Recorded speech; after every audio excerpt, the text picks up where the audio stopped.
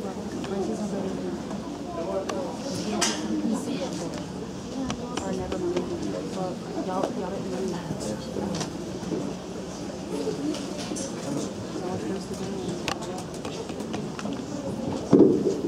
technical difficulties as I get the microphone turned on. Welcome tonight. Thank you so much for being here. We are so excited that we can present to you this evening the 5th grade spring musical, The Nightingale, the Hans Christian Andersen adaptation of story. And I think you are really, really, really going to be super impressed with these kids and their ability. So, without further ado, we are opening the curtains, getting ourselves in place to present The Nightingale.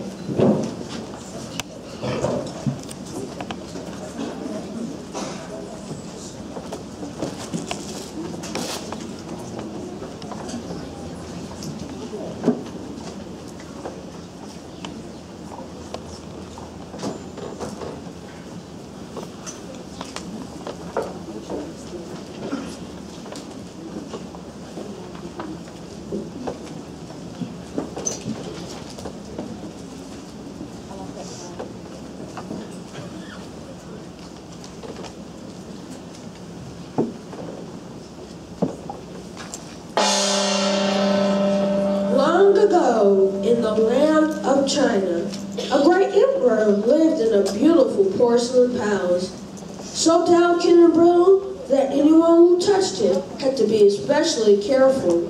The palace was surrounded by a magnificent flowering garden, so large even the gardener could not see how it extended through the evergreen forest to the deep blue sea, and over the Chinese hills to the beautiful imperial city.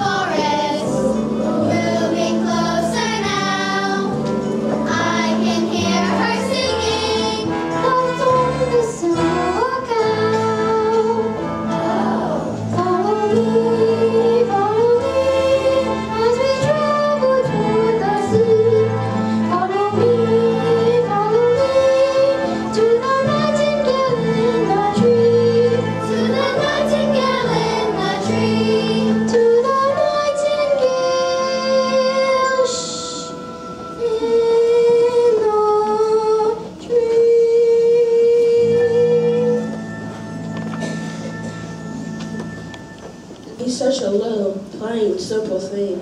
Perhaps you accept some tongue already.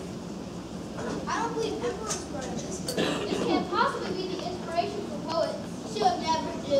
A bird so plain is certainly not worthy of appearing at the Emperor's festival. But you haven't heard her sing. Remember, even the simplest bloom in the Emperor's garden smells just as sweet as the most splendid flowers. Well then, let's hear the splendid flowers sing, shall we? Have patience, everyone. She's just a little bit shy.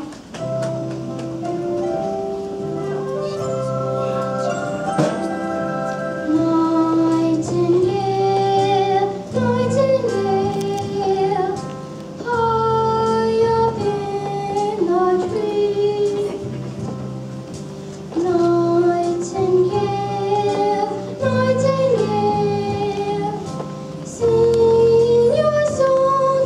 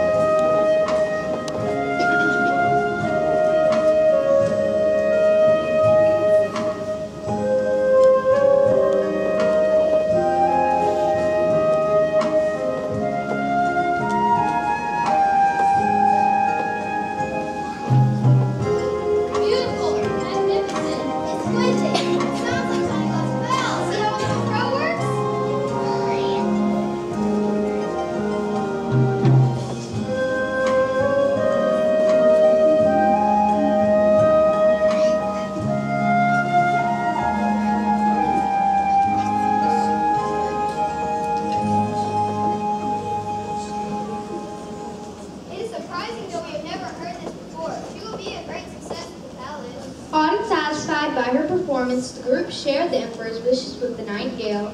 Little Nightingale, the Emperor has heard your voice and has sent us into the woods to find you. And we have the great pleasure of inviting you to a magnificent court festival where you will delight the Emperor with a charming song. How important you will be when the Emperor looks upon you with his favorable eyes. Soon, all of China will know of the revered Nightingale, whose voice is beautiful and as delicate as a butterfly's wings. The Nightingale always believed that her music sounded best in the green wood, but still she agreed to go. Wonderful. Thank you. The Emperor will be pleased. Now, back to the palace. Follow me. Without delay, the little kitchen girl led the proud courtiers and the Nightingale on their journey from the shore of the deep blue sea, through the green forest, past the flowery garden paths, to the Emperor's porcelain palace.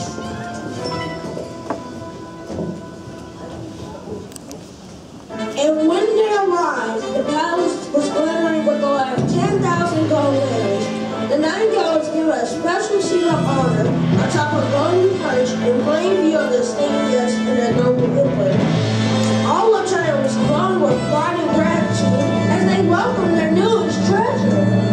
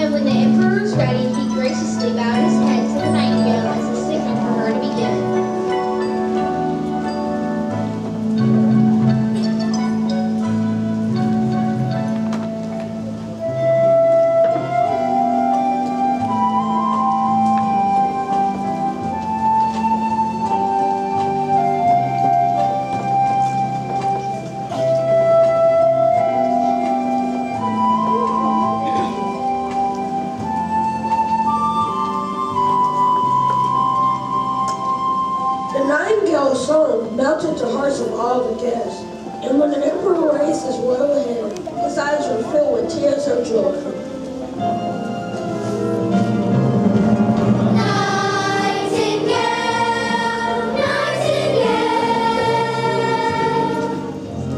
And thank you for singing your song for me.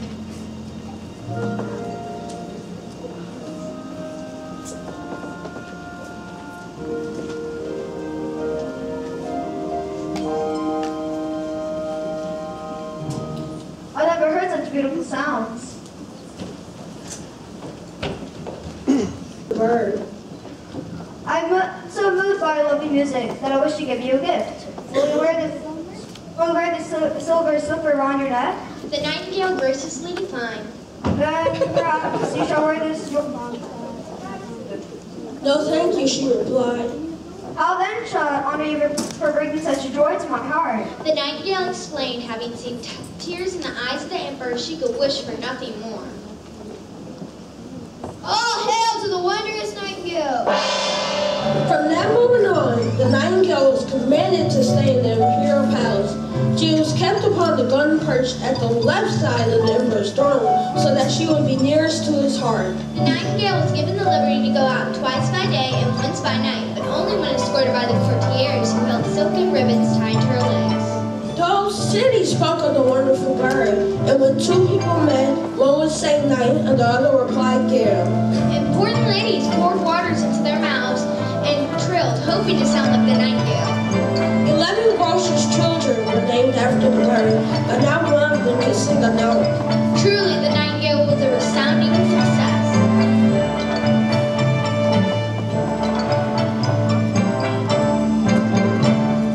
One day, a great package arrived from the emperor.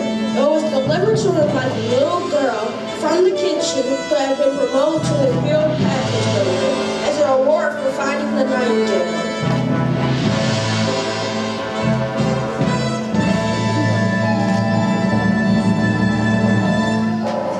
Excuse me, Your Majesty? Yes, what is it? I have another package for you. This one is from the Emperor of Japan. Did you send me another book? I certainly enjoyed the last one. On the package is written the nightingale. There must be a new book about a celebrated bird. Shall we open it? Of course, Your Majesty.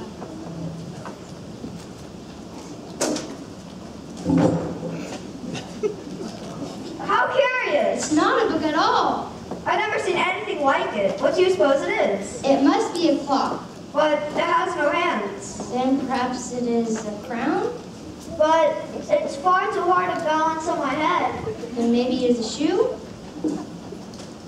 Only one.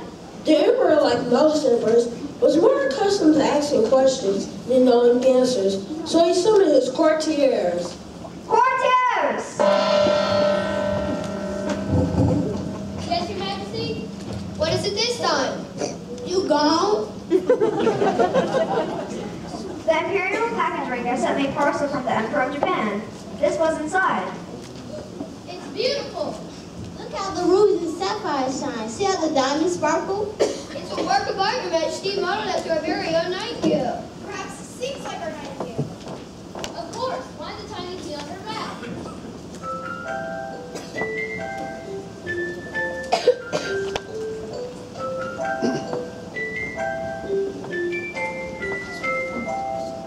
Perfect. As lovely as can be. It does sing. Let's hear it again.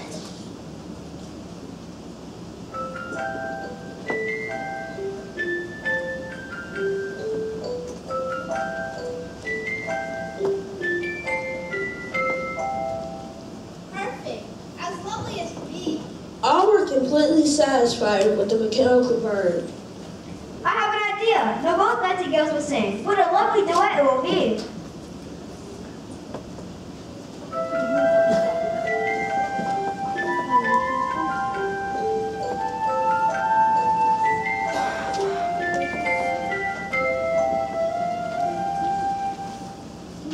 Terrible. Ridiculous. That wasn't pleasant at all. Well, certainly it's not the fault of a mechanical bird. Its notes are clear and in perfect rhythm. In fact, the new nightingale's music completely satisfied the music master's taste. But the real nightingale sang in her own natural way, as free as when she lived in the tall pine. So the two did not complement each other at all. Actually, I prefer the sound of the dual bird. It's much more precise. Perhaps we should play some golden perch.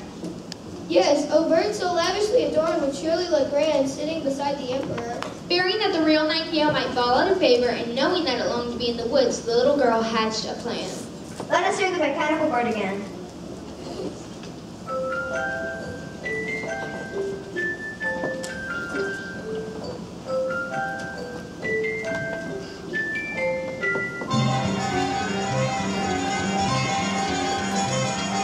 Click, little nightingale, go, little nightingale, far from here and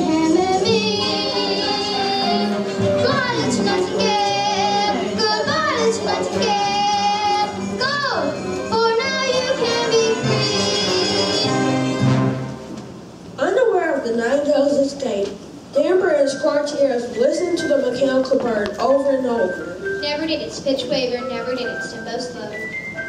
330 times she wove her consistent tune. It was as successful as the real bird, but only much prettier to look at, for its golden wings sparkled like jeweled bracelets.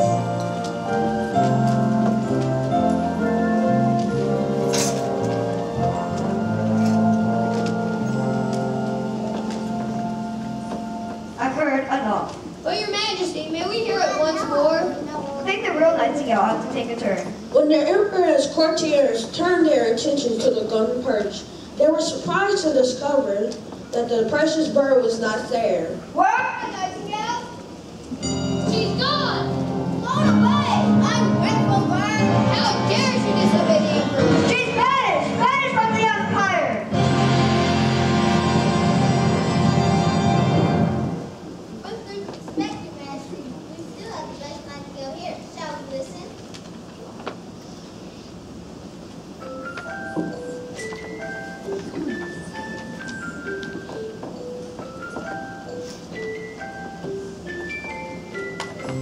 Having banished the real Nightingale, the emperor grew quite fond of the mechanical bird and placed it upon the golden perch beside his throne. The courtiers began a campaign declaring the bejeweled bird a national treasure.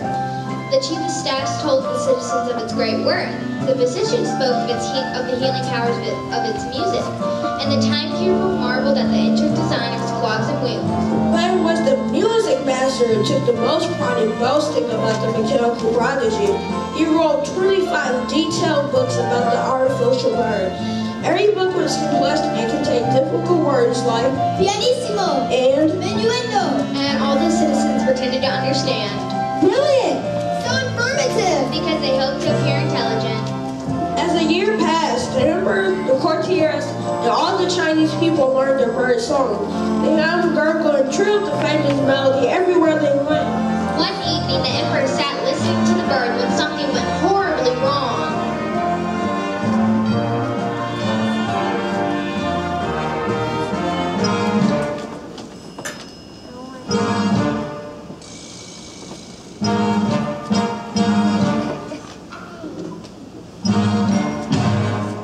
The emperor summoned his courtiers. Courtiers! Yes, Your Majesty? What is it this time?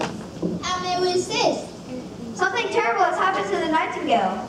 It made the most peculiar noises and then stopped singing. Noises? What kind of noises? First, it went pink, Ping? and then just sort of a whir. How strange.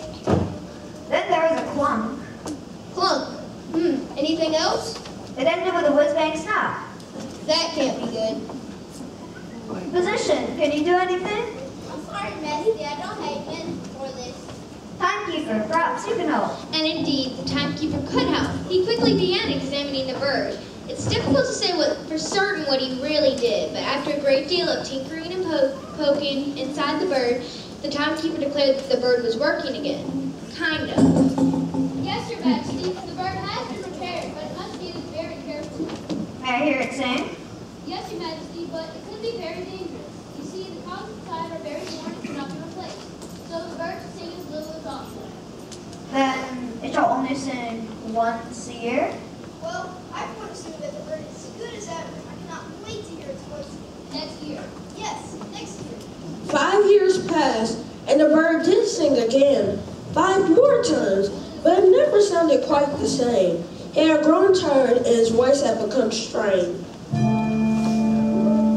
The emperor too had grown weary. A grave illness had overcome him, and he now lay, cold and pale, upon his throne.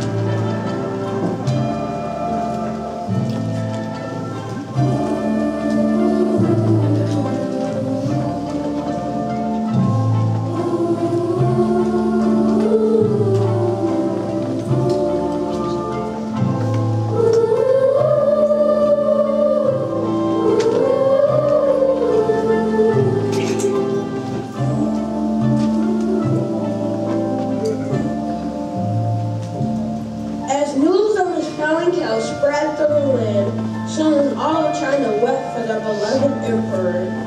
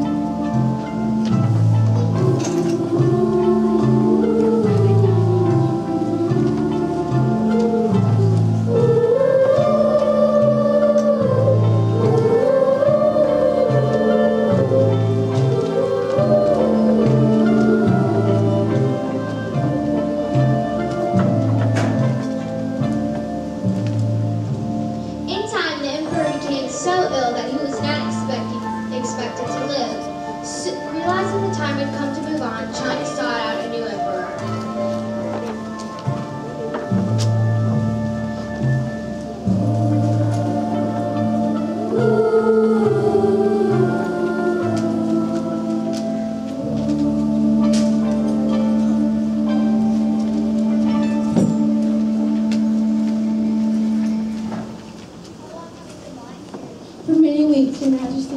How long do I like her for? Not long, Your Majesty. Not long. Excuse me, Imperial Nurse. Yes? The time has come for us to greet our new emperor. Everyone is gone, so we must depart. I'm sorry, Your Majesty, but I must leave you now.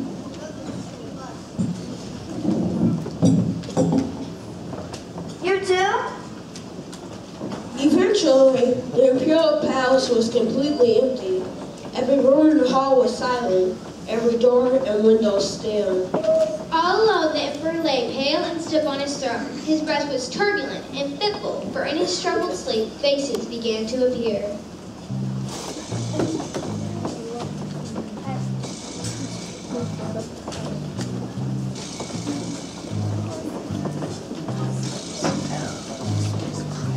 Some of the faces were ugly and frightening, others were lovely and kind.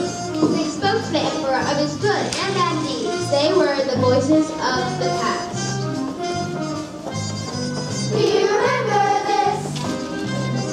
Do you remember that? We're the voices of the past, rat-tat-tat. Do you remember that? Do you remember this? We're the voices of the past, rat-tat-tat. Remember when the things you did were good, like when you rode your people as you should. Do you remember this? Do you remember that? We're the voices of the past, rat-tat-tat.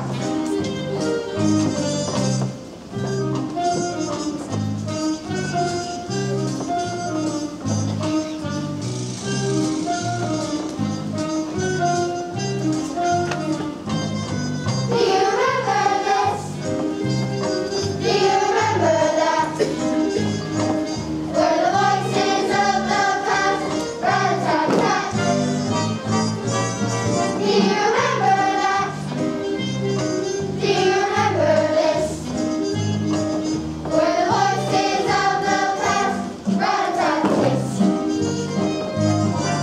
Remember when the things you did were bad, like when you made the Nightingale feel sad.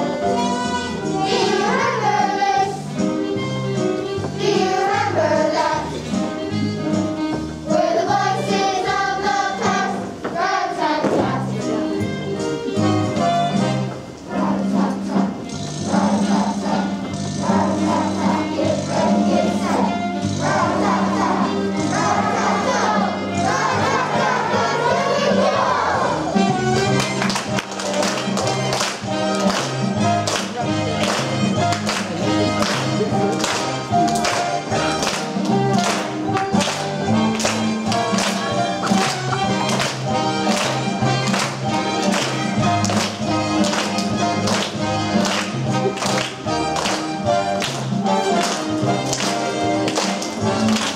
you remember this? Do you remember that?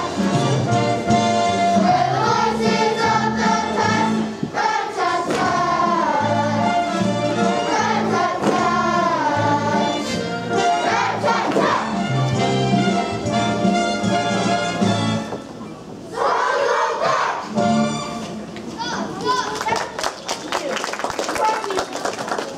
Bit of peace. Music, music! Sound the Chinese gong. Let me hear music, so I don't have to be haunted by these eerie voices.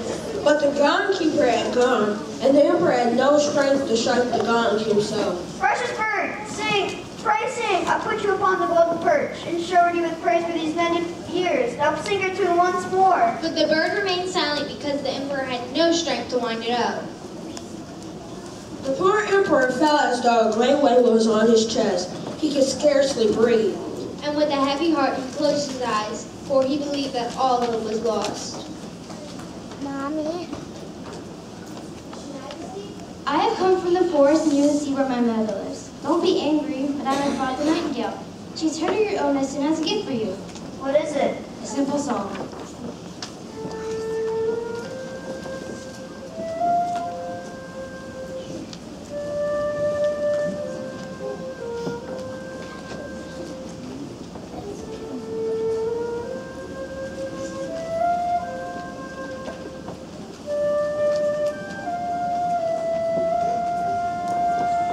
So the nightingale sang to him of hope and comfort. She sang of joy and faith, of love and of peace. When the nightingale's music filled the emperor with strength of life, he lifted himself up to sit nobly on his gold throne once again.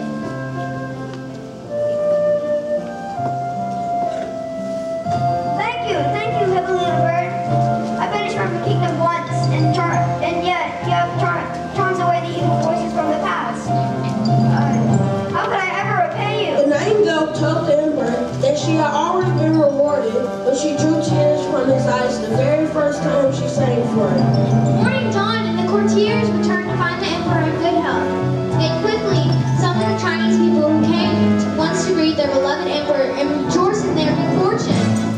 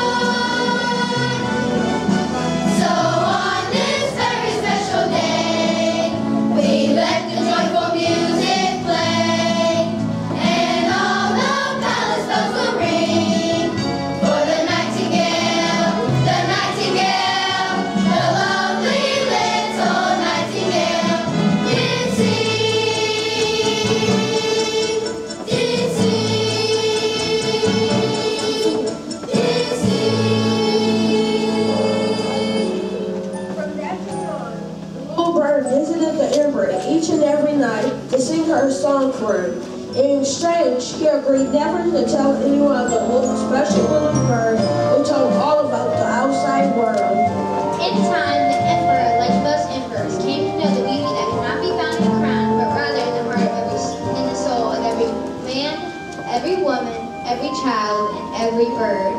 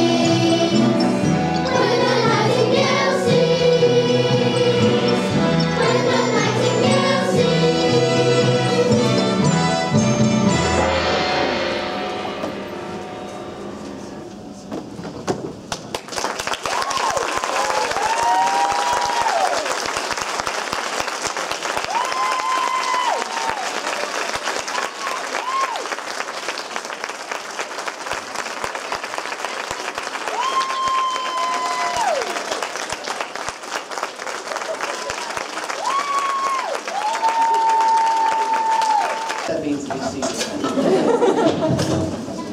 P3 sounds so much better than, and it's so much easier to say that to 70 kids than, y'all sit down now, y'all sit down, y'all sit down. So, I know what that means. And you know, you saw how quickly they did that?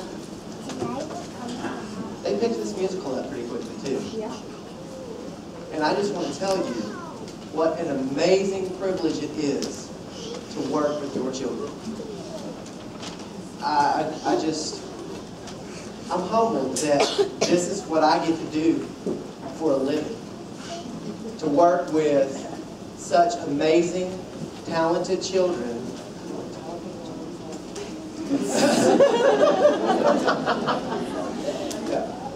They really, this is, I was telling Miss Sauer that I've always done musicals that were, because I don't believe in grade level. I believe in student achievement, and students will achieve where you expect them to go. And I'll just let you know that this particular musical is an upper middle school to lower high school type musical. And your 5th grade students blew it out of the water. It's absolutely amazing.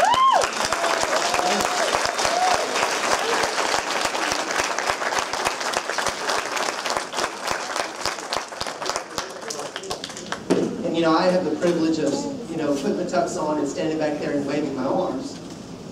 But this didn't happen just by me. Coach Foy, the 5th grade teachers, this set changed from blank stage to the finished product in 2 days. Because here at Shenandoah, we're a family.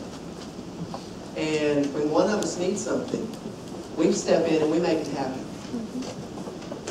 Catherine McGregor, she measured that and she went and cut all the paper. Said, here you go, guys. So Coach Foy and I got the ladder and we ended up being up on the ladder.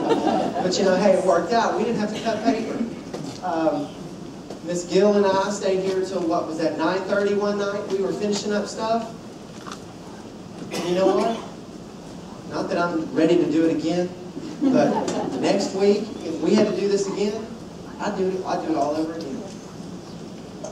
Because what an awesome privilege it is to be able to work with these young people. They are so talented. This is my 15th year of teaching, and I'm not sure that I've ever worked with a more talented group.